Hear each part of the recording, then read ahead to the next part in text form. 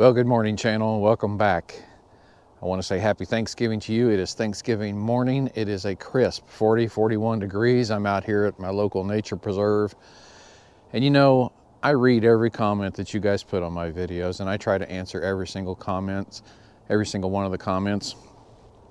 And I have seen a few recently where it's somebody that's just getting into photography and they're so appreciative of the tips that I can pass on. And it occurs to me that, you know, I never really viewed my watchers as somebody who might be getting into photography. So what I'd like to do today is just start with some basics, give you some basics of photography. Maybe it'll help you if you're just getting into it. It's a wonderful hobby, and I love it, and I know you are going to love it too. So I thought I'd pass on just some basics. Now, I want you to understand, this is free advice. Everybody knows how we feel about free advice. Also want you to understand that I have never in my life taken a single photography class. My formal training is in accounting. I'm a Texas CPA and a CFO of a local company here.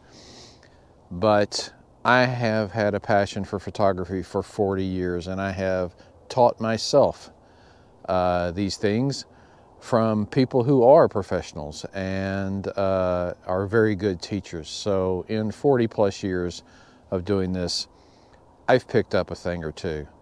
But you're welcome to take this, use it. If it helps you, that's great.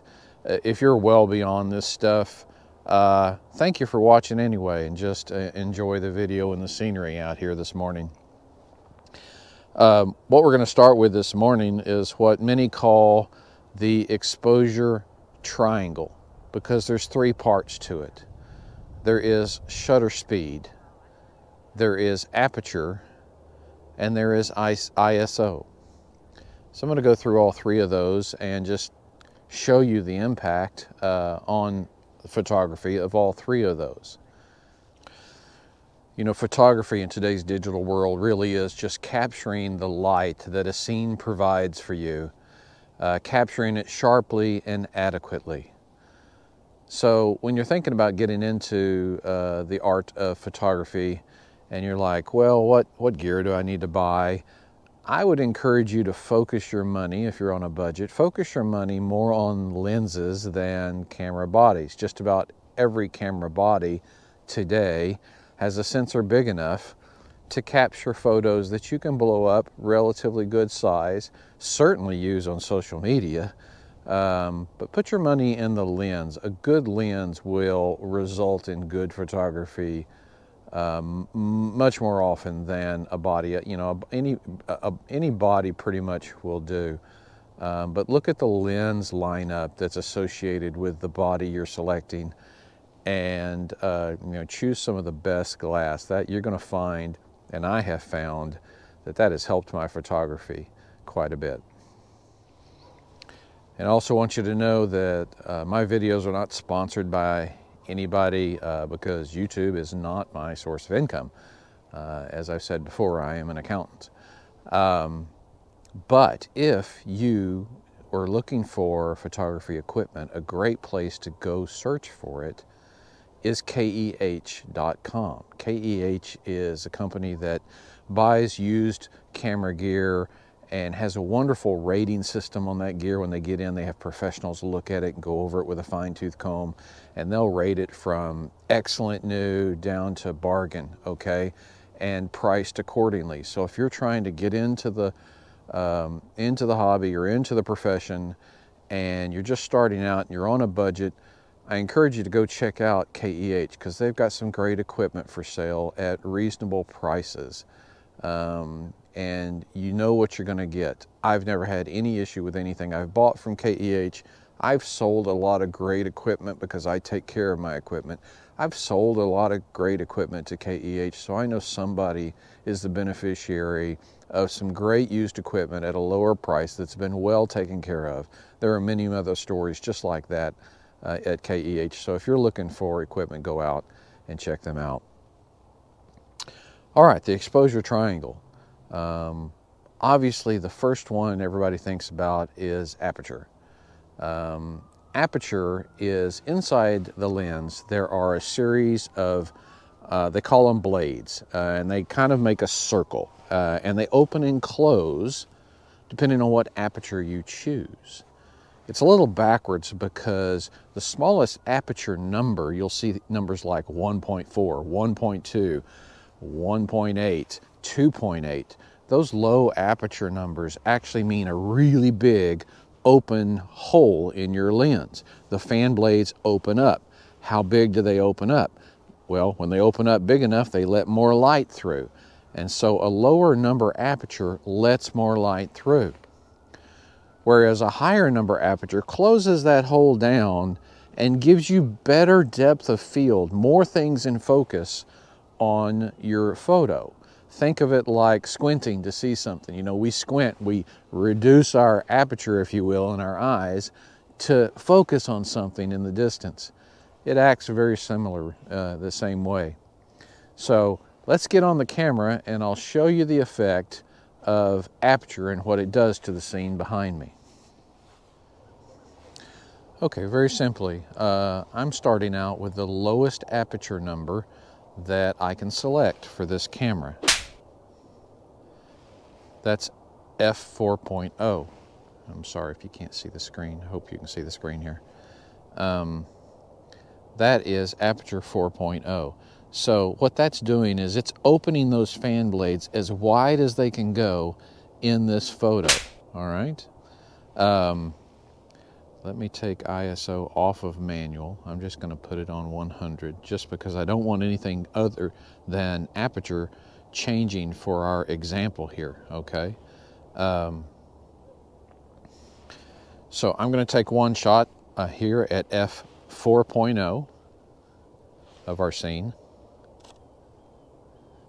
And then watch what happens when I increase that ISO. You'll see the back of my screen getting darker because what that's doing is it's closing down those fan blades and allowing less light to hit your sensor. So now let's take this shot.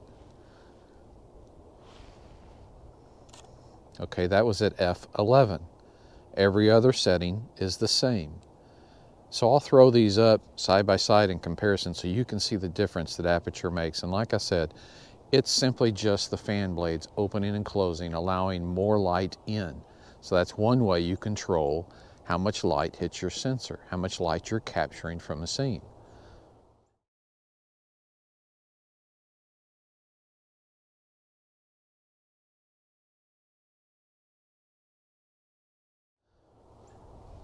A lot of times you'll hear people talk about exposure bracketing, and all that is taking one light photo at say f4, one dark photo at say f11, and combining them in say a Photoshop or Lightroom so that you get great, you don't have highlights that are so bright you can't, like those clouds up there, that you can't see them, and you don't have shadow areas like the foreground here, the grass, that you also can't see.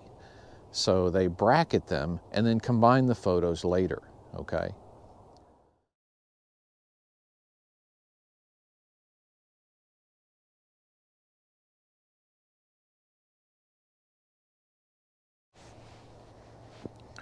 Okay, the next element of the exposure triangle is shutter speed. And shutter speed on today's cameras is amazing. It can go from super slow if you want to take a long exposure, like 30 seconds. Want to take a long exposure of a waterfall so that the water is smooth and creamy looking, all the way up to, good Lord, thousandths of a second. I took a photo one time of a hummingbird and I had to set that shutter speed at 1/4000th of a second to slow and capture the wings of that hummingbird in flight. I'll throw that picture up right now.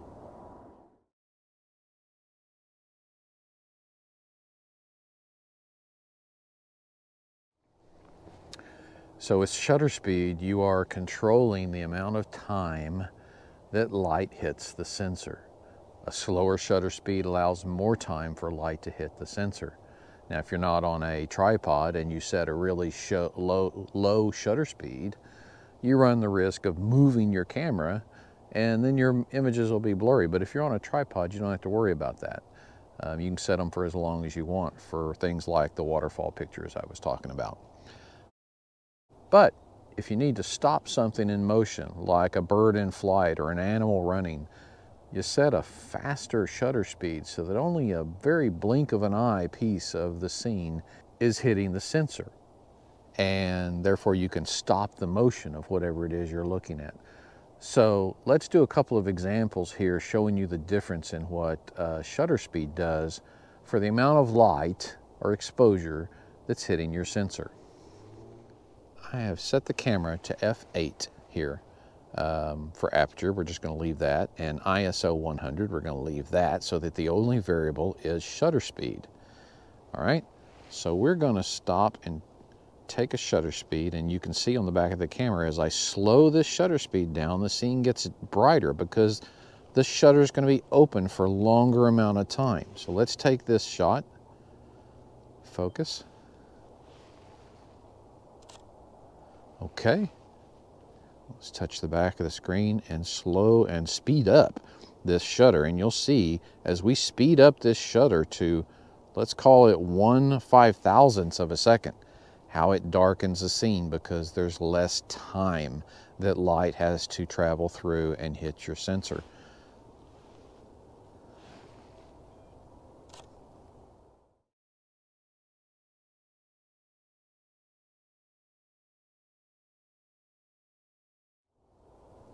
So now you have two powerful things to control the amount of light that's coming to your sensor to get the photo that you want to get.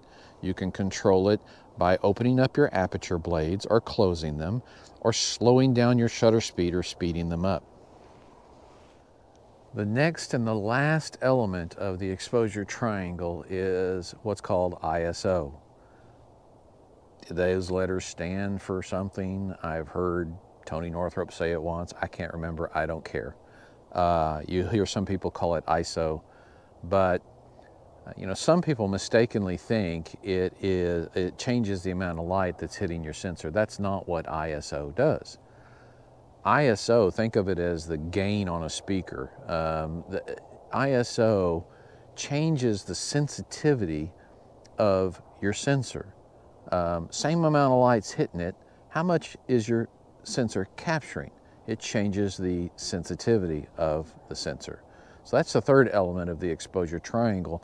Let's show you on the camera here what I'm talking about. All right, so now I have the shutter speed at 1/500th of a second set. We're not changing that. I have the aperture, the fan blades inside the lens, set at f8. We're not going to change that. What we're going to change is ISO over here. And right now I'm going to leave it on 100 and take that shot. So 100 for this camera is the base ISO. Some camera brands will go lower than 100. This Canon camera goes as low as 100 ISO, all right? So we're going to take that photo, and what that's doing, when I say it's the lowest setting of ISO, it is the lowest sensitivity on this camera. So we're going to take that picture. All right, but watch what happens when I increase the ISO, and it has a significant impact changing the sensitivity of your sensor. Well, now what did I do? Hang on. There we go. All right. I'm going to crank that sensitivity up, and you can see on the back of the camera how quickly the scene just lights up as the camera sensor gets more sensitive to light. So here we go at ISO 800, and you take the shot.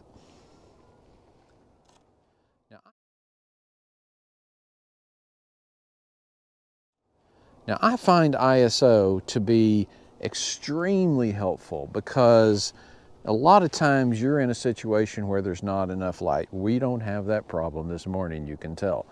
But a lot of times, whether you're shooting indoors or you're shooting at night or blue hour or golden hour, you know, you don't have enough light, and the easiest, most effective way to let more light or show up in your photo is to change that ISO. Now here's the risk.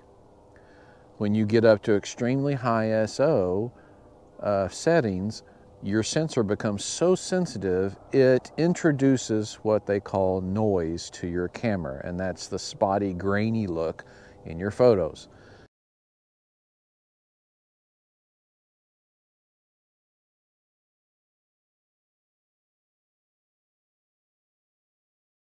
Now, a lot of post-processing software these days can smooth out that graininess just fine. That's why in today's world, ISOs up to 800, 1200.